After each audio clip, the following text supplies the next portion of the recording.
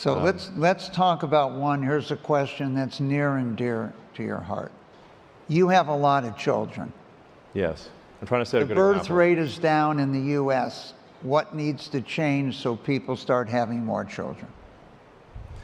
Yeah, so this question has troubled me for a long time, because you can look at the demographics. It's a very slow-moving ship. I mean, you know who's going to be an adult in 20 years based on who was born last year.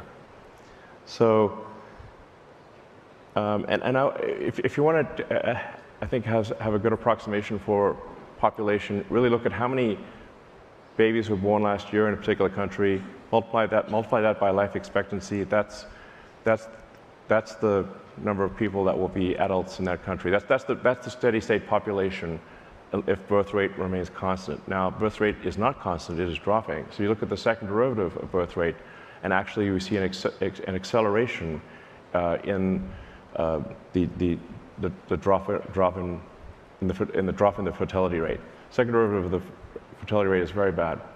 So where does this lead? This does not lead to a greater civilization. This leads to a civilization that potentially dies not with a bang, but with a whimper in adult diapers. That is a sad ending. So obviously we have countries that, like Korea, used to have a birth rate of 6, it's now 3/4. Yeah. Here's a light question for you. What do you Elon, come pick think me are up, the I'll give you a biggest? baby, says one What of do you the... think are the? That is one of the things that says on the screen. Yeah.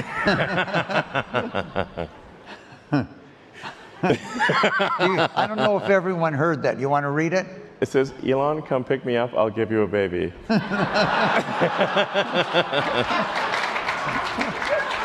Thank you. Okay. Well, I mean, I certainly encourage everyone in this room to have at least 3 children. Look, this baby's got to come from somewhere, you know.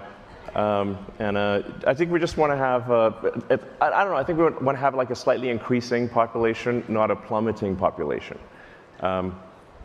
You know, and I think this applies to all countries and cultures. Like, I don't think we want any country or culture to disappear. We want them to ideally flourish and not disappear. So, in fact, one of the things that is overlooked by probably most historians is the role of low birth rate in the decline of civilizations.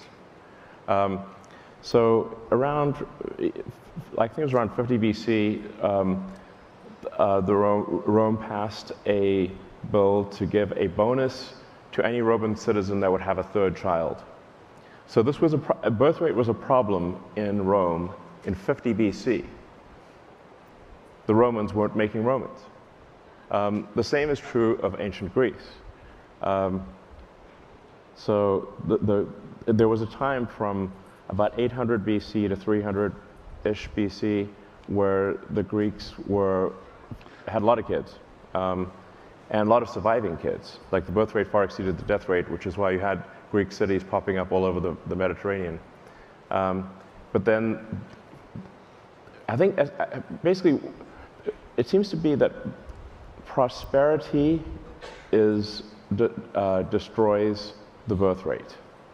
So when a civilization feels like it has no meaningful external threat and is very prosperous, that is what causes the birth rate to plummet. Somewhat counterintuitively, you think, well, if you've got more resources, surely that would lead to more kids. In fact, it is the opposite. The more prosperous a civilization, and the more a civilization feels that it does not need to defend against external threats, the lower the birth rate.